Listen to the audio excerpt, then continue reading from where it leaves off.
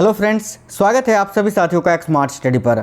साथियों, आज SSC CGL के टियर 1 का पेपर था जिसके सभी शिफ्ट के पेपर हो चुके हैं। आज की इस वीडियो में 9 सितंबर 2024 के ऑल शिफ्ट में पूछे गए क्वेश्चन आंसर को देखेंगे। तो जो साथी लोग आज पहले, दूसरे और तीसरे शिफ्ट में पेपर देकर आए हैं वो तो मिला लीजिएगा कि आपने जो सेंटर में आंसर किया वो सही है या गलत है। और जिनका पेपर अभी बाकी है, आने वाले दिनों में होने वाला है, उनके लिए साथियों बहुत ही इंपॉर्टेंट क्लास है, क्योंकि कई सारे क्वेश्चंस रिपीटेड मिलेंगे। आपको ये आइडिया लगेगा कि अभी जो है किस टाइप के क्वेश्चंस पूछे जा रहे हैं और आपको क्या पढ़ के जाना चाहिए। तो चलिए देखते हैं। आप सभी से रिक्वेस्ट है, इस वीडियो को एक लाइक जरूर करिएगा और प्लीज़ अपने सभी दोस्तों तक इस वीडियो को ज़्यादा से ज़्यादा शेयर करना। देखिए, सबसे पहले शुरुआत करते हैं आज के थर्ड शिफ्ट से, ठीक है। उसके बाद देखेंगे सेकंड शिफ्ट के क्वेश्चन, उसके बाद फर्स्ट शिफ्ट के। ध्यान से देखिएगा, आज के थर्ड शिफ्ट में आपसे ये क्वेश्चन पूछा गया था कि मुगल शासक अकबर के वित्त मंत्री कौन थे। तो भाई देखिए, मुगल शासक अकबर जो थे उनके वित्त मंत्री कौन थे, तो याद रखना टोडरमल, ठीक है। वित्त मंत्री या भूराजस्व मंत्री टोडरमल थे, ये आपको याद रखना है। आगे देखिए, क्वेश्चन था पुरुष एशियाई चैंपियंस ट्रॉफी हॉकी के पहले विजेता कौन सा देश था। तो वह पुरुष एशियाई चैंपियंस ट्रॉफी हॉकी की शुरुआत हुई थी वर्ष 2011 में, और इसको किसने जीता था, तो भारत ने जीता था। किसको हराकर, तो याद रखिएगा पाकिस्तान को हराकर, ठीक है। और अभी वर्ष 2023 में भी जो है ना, पुरुष एशियाई चैंपियंस ट्रॉफी हॉकी का खिताब भारत ने जीता है, ये भी याद रखना। अगला क्वेश्चन है, भारत की सबसे छोटी रामसर साइट कौन सी है। तो भाई भारत की जो सबसे छोटी रामसर साइट है वो है साथियों रेणुका वेटलैंड। रेणुका वेटलैंड की बात करें तो मैंने आपको ये पहले भी पढ़ाया है, ये जो है हिमाचल प्रदेश राज्य में स्थित है, ठीक है। तो रेणुका वेटलैंड इस क्वेश्चन का करेक्ट आंसर हो जाता। आगे एक क्वेश्चन ये था कि वर्ष 2002 में निम्न में से किसे पद्म भूषण पुरस्कार दिया गया था। ऑप्शन में जाकिर हुसैन था, जो कि करेक्ट आंसर होता साथियों। जाकिर हुसैन जो कि मशहूर तबला वादक हैं, याद रखना, ठीक है। इन्होंने अभी ग्रैमी अवार्ड्स भी जीता है 2024 में, ठीक है। याद रखना, वर्ष 2002 में जाकिर हुसैन ने पद्म भूषण जीता था, जो कि ऑप्शन में था, आपको यही आपको टिक करना था। आगे एक क्वेश्चन था, धर्म की स्वतंत्रता से संबंधित अनुच्छेद कौन सा है। तो भाई वैसे तो धर्म की स्वतंत्रता से संबंधित अनुच्छेद 25 से लेकर 28 तक है, तो इस क्वेश्चन का आंसर आपका अनुच्छेद 25 हो जाता। आगे एक क्वेश्चन था, भारतीय संविधान के अनुच्छेद 77 का संबंध किससे है।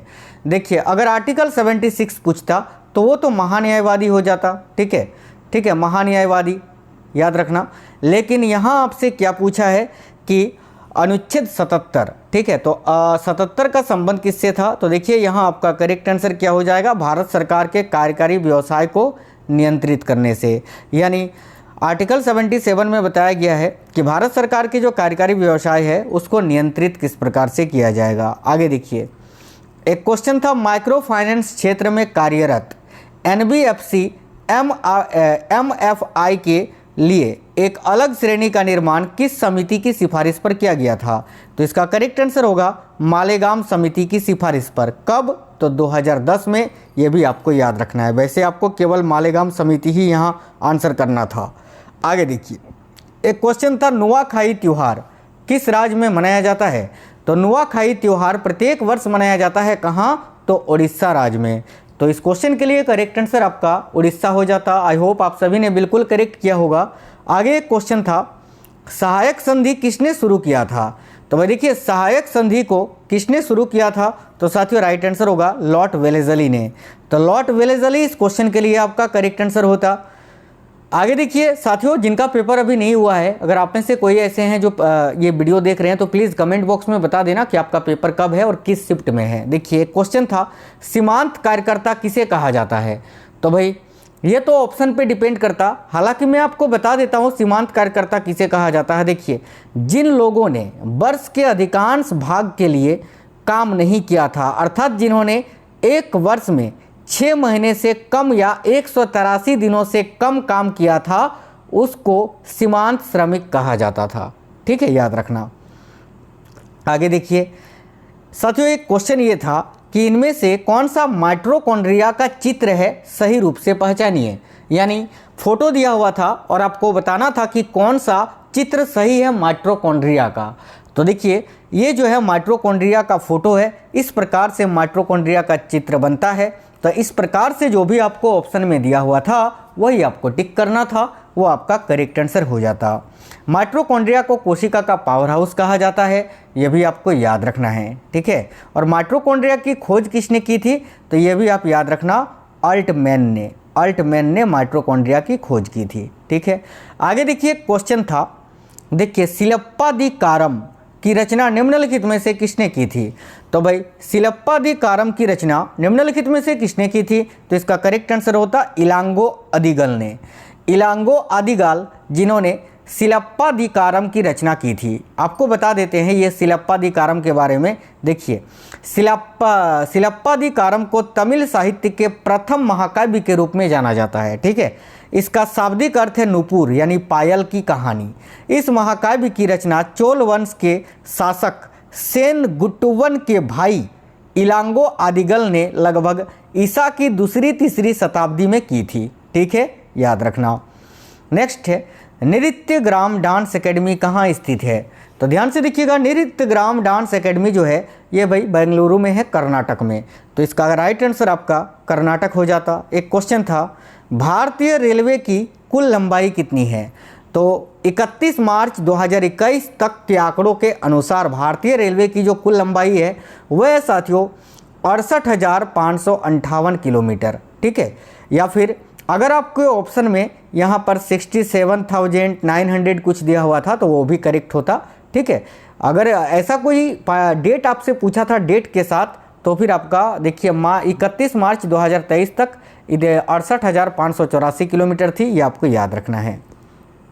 प्रधानमंत्री आवास योजना में केंद्र और राज्य का लागत अनुपात क्या होता है। तो भाई केंद्र का होता है 60% और राज्य का होता है 40%, यानी 60:40 इस क्वेश्चन के लिए आपका राइट आंसर हो जाता।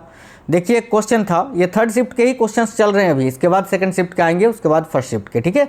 देखो C4H8O2 ये किसका रासायनिक सूत्र है, ये पूछा था। तो भाई ये जो है ना ब्यूटेरिक एसिड का रासायनिक सूत्र है, याद रखना। ब्यूटेरिक एसिड का रासायनिक सूत्र है ये, याद रखना, C4H8 और O2, ठीक है, जिसमें कार्बन, हाइड्रोजन और ऑक्सीजन होता है।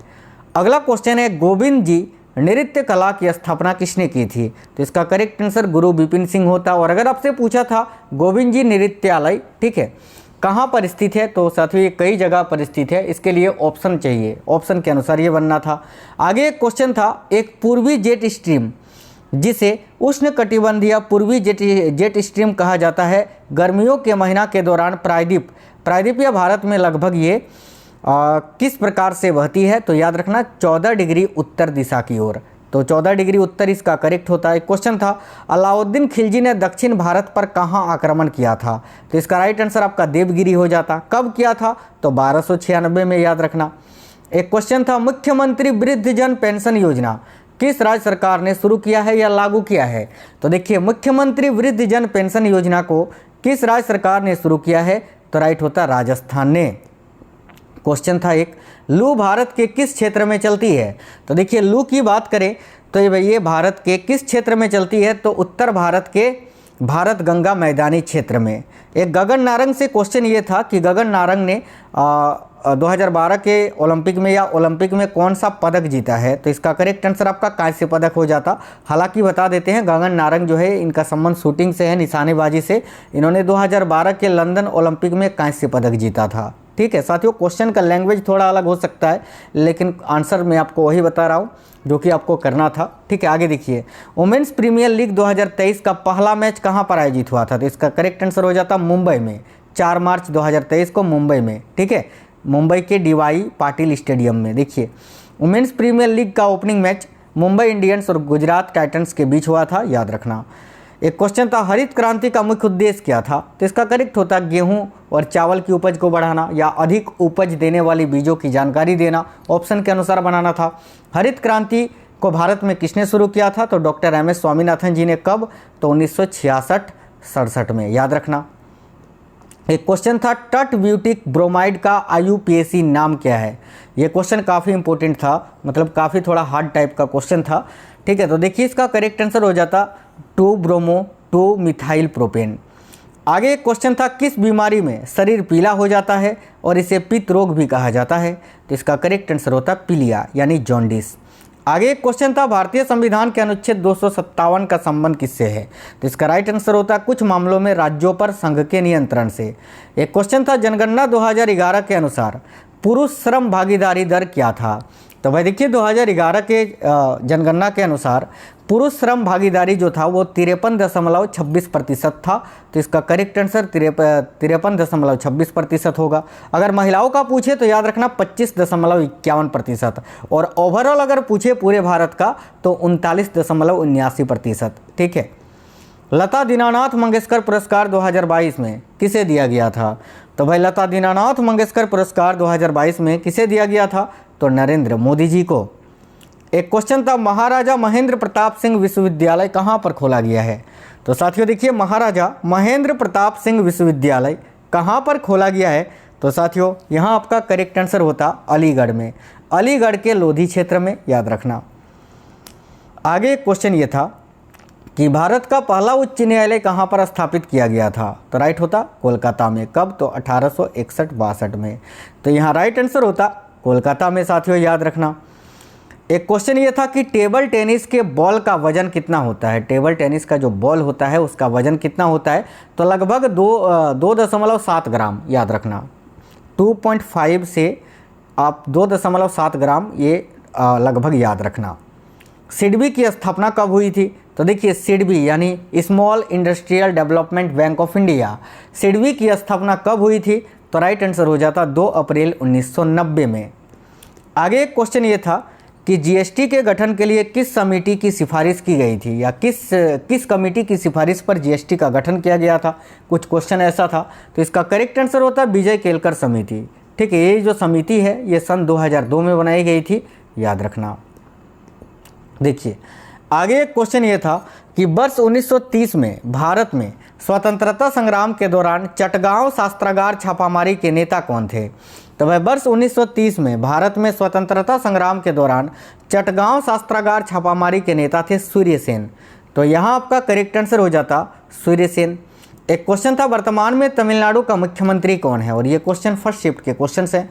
तो भाई वर्तमान में तमिलनाडु के मुख्यमंत्री कौन है? तो एमके स्टालिन, यहाँ आपका राइट आंसर होता।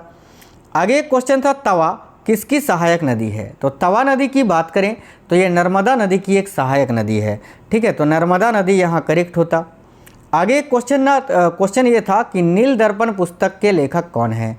तो देखिए नील दर्पण पुस्तक के लेखक है दीनबंधु मित्रा। ठीक है, दीनबंधु मित्रा ने 1858-59 में यह पुस्तक लिखा था, जो कि एक बंगाली भाषा का नाटक है, याद रखना। आगे देखिए क्वेश्चन ये था कि वर्ष 2001 में, ठीक है, वर्ष 2001 में लता मंगेशकर को कौन सा पुरस्कार मिला था? क्वेश्चन ऐसा था, तो याद रखना करेक्ट आंसर होता भारत रत्न पुरस्कार। ठीक है। आगे एक क्वेश्चन ये था कि वर्तमान में भारत के विज्ञान और प्रौद्योगिकी मंत्री कौन हैं? तो भाई अभी साइंस एंड टेक्नोलॉजी मिनिस्ट्री जो है वो किसके पास है? तो डॉक्टर जितेंद्र सिंह जी के पास। तो देखिए यहाँ करेक्ट आंसर होता आपका डॉक्टर जितेंद्र सिंह। एक क्वेश्चन था, महेंद्र वर्मन प्रथम किस राजवंश से संबंधित था?